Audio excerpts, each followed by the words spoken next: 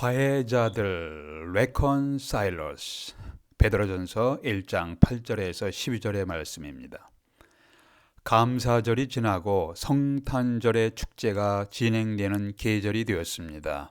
이런 축제의 계절에 퍼레이드하는 군중 속으로 자동차를 몰아치며 어린아이들을 포함하여 여러 명을 사망케 하고 수십 명에게 부상을 입히는 끔찍한 사건이 뉴스에 보도되었습니다. 이 희생자들의 가족들은 어떤 말로 우리가 위로할 수 있을까요? 또한 수학여행을 떠난 아들, 딸이 하루 만에 시체가 되어 돌아왔을 때 울부짖는 부모님들의 고통을 어떻게 위로할 수가 있을까요? 부모와 자녀가 함께 동반 자살하는 절망적인 소식들을 어떻게 우리가 해결할 수가 있습니까? 전 세계 인류계에게 묻고 싶은 질문은 이것입니다. 이 세상에서 발생하는 모든 비극의 근본적인 원인은 어디에서부터 풀기 시작해야 합니까? 이렇게 비극적인 상태로 계속 갈 수는 없기에 반복해서 발생하는 비극의 사건들에 대한 문제를 풀기를 시작해야 합니다. 이런 비극의 문제를 어디서부터 풀어야 하는 것에 대한 대답을 하나님의 감동으로 기록된 성경이 제시하고 있습니다. 그것은 하늘과 땅을 창조하신 하나님과의 깨어진 관계를 회복하는 데서부터 시작해야 합니다. 창조주 하나님과의 관계가 회복되지 않으면 개인과 가정의 비극과 사회와 국가의 비극도 계속될 것입니다. 그런데 하나님과 바른 관계로 회복되기 위해서 우리는 어떻게 해야 합니까? 하나님과 인간 사이의 화해를 가능케 하는 메시지가 있습니다. 그것이 바로 복음, good news, the gospel입니다. 하나님과 인간 사이의 화해자 역할을 할 분이 필요합니다. 그 화해자는 하나님도 잘 아시고 인간도 잘 아시는 분이어야 합니다. 성경은 이렇게 하나님도 잘 아시고 인간도 잘 아시는 분이 바로 예수 그리스도라고 증거하고 계십니다. 예수 그리스도는 육신을 입은 하나님이시기에 그는 하나님의 사정을 잘 아십니다. 그분은 또한 사람으로 오셨기 때문에 사람의 사정도 잘 아시는 분이십니다. 그러기에 하나님과 인간 사이의 진정한 화해자, reconciler, 화해자가 될 수 있는 유일한 분은 바로 예수 그리스도이십니다. 성경은 하나님은 한 분이시요 하나님과 사람 사이의 중보자도 한 분이시니 곧 사람이신 그리스도 예수시라. 디모데전서 2장 5절이죠. 이렇게 증거하고 있습니다. 이 예수님에 대한 믿음의 결과는 무엇인가요? 8절 보세요. 9절입니다. 9절에서 믿음의 결국은 곧 영혼의 구원받음이라. 예수 그리스도께서 하나님과 여러분 사이에 화해자인 것을 여러분 알고 계십니까? 이 화해자 예수님을 믿음으로 여러분의 영혼은 죄로 인한 멸망의 두려움에서 해방될 수 있음을 알고 계십니까? 이러한 화해자에 대해서 우리에게 전해주신 분들에 대한 교훈을 함께 나누고자 합니다. 첫 번째, 선지자들의 수고와 희생의 모본을 기억합니다. 선지자들 10절과 11절 보겠습니다. 이 구원에 대하여는 너에게 임할 은혜를 예언하던 선지자들이 연구하고 부지런히 살펴서, 여기 연구하고 부지런히 살펴서 자기 속에 계신 그리스도의 영이 그 받으실 고난과 후에 받으실 영광을 미리 증언하여 누구를 또는 어떤 때를 지시하시는지 상고하느니라. 선지자들은 그리스도께서 받으실 고난과 영광에 대해서 연구하고 부지런히 살펴서 그 메시지를 기록하고 다음 세대에게 전달했습니다. 베드로는 기록된 성경에 대해서 말씀하기를 예언은 언제든지 사람의 뜻으로 낸 것이 아니요 오직 성령의 감동하심을 받은 사람들이 하나님께 받아 말한 것임이니라. 베드로후서 1장 21절이에요 라고 말씀하고 있습니다. 우리에게 성경이 전달되기까지 성령의 감동하심을 받은 사람들이 자신의 언어로 하나님이 어떤 분인가, 하나님께서 어떤 일을 하셨고 어떤 말씀을 하셨는가를 기록하셨습니다.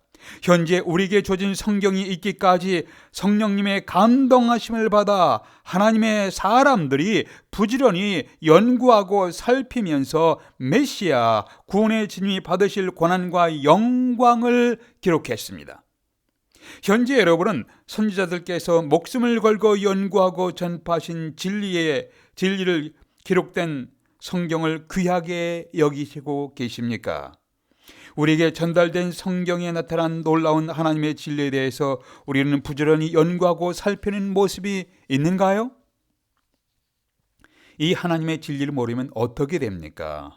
하나님께서 호세아 선지자를 통해서 이렇게 외치셨습니다. 내 백성이 지식이 없으므로, 이 지식은 하나님을 아는 지식이에요. 내 백성이 하나님을 아는 지식이 없으므로 망하는도다. 내가 지식을 버렸으니 나도 너를 버려 내 제사장이 되지 못하게 할 것이요. 내가 내 하나님의 율법을 잊었으니 나도 내 자녀들을 잊어버리리라. 그들은 번성할수록 내게 범죄하니 내가 그들의 영화를 변하여 욕이 되게 하리라. 호세아 4장 6절 7절의 말씀입니다. 하나님을 아는 지식이 없는 자들은 교만하게 되고 하나님을 잊어버리고 그 결과 멸망하게 되는 것을 성경의 역사를 통해서 분명히 볼 수가 있습니다. 호세아가 이렇게 외칩니다. 오라, 우리가 여호와께로 돌아가자. 여호와께서 우리를 찢으셨으나 도로 낫게 하실 것이요, 우리를 치셨으나 싸매어 주실 것임이라.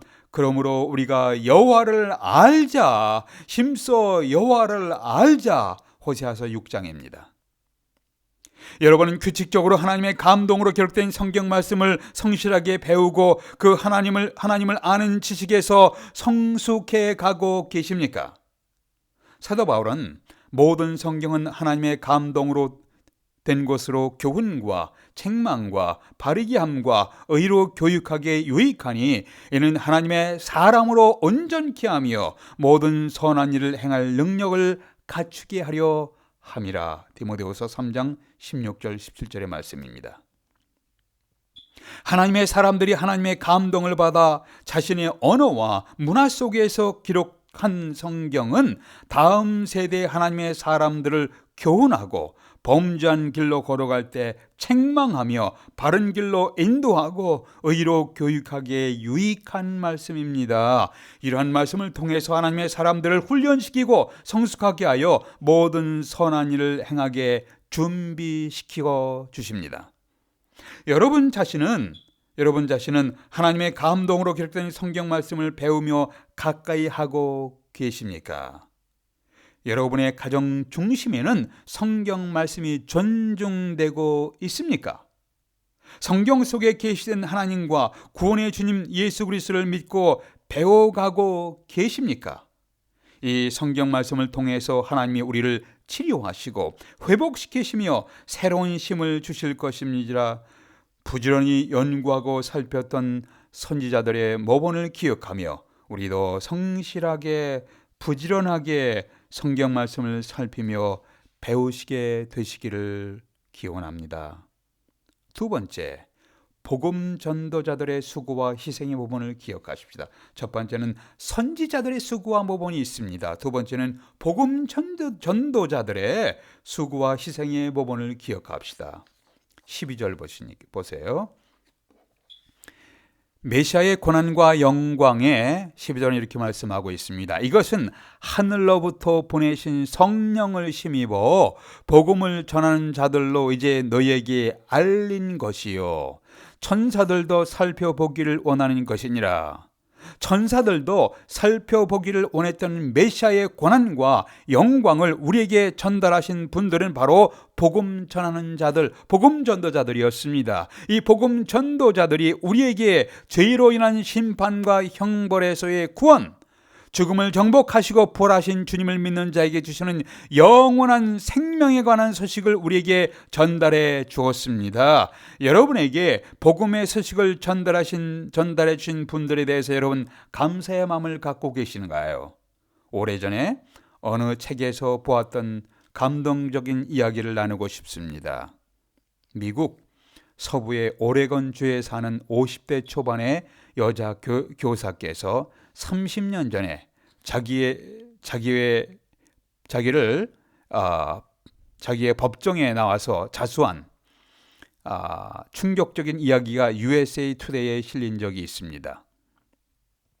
이분은 누구냐면 브랜다이스라는 동부의 명문 대학 학생이었고 성적은 A만 받았던 천재적인 학생이었다고 합니다. 그가 대학생이었던 1960년대에는 한창 베트남 전쟁으로 인하여 미국에서 전쟁 반대 운동이 유행할 때였습니다. 전쟁에 젊은이들을 끌어가려는 정부에 반항하는 젊은이들이 한창 물결칠 때에 이 여학생은 반전 운동에 앞장섰던 사람이었습니다. 한국에서는 이들을 가리켜서 운동권 출신 학생이라고 부릅니다. 이 사람은 자기의 분노를 표현하기 위해서 몇몇 학생들과 함께 학교 건물에 불을 질렀고 다른 건물에 불을 지르다가 경찰에 수배를 당했습니다. 동부에서 서부로 도피했습니다. 이 사람은 자기의 이름을 바꾸고 다른 사람의 신분증을 도용해서 은고 생활을 했습니다.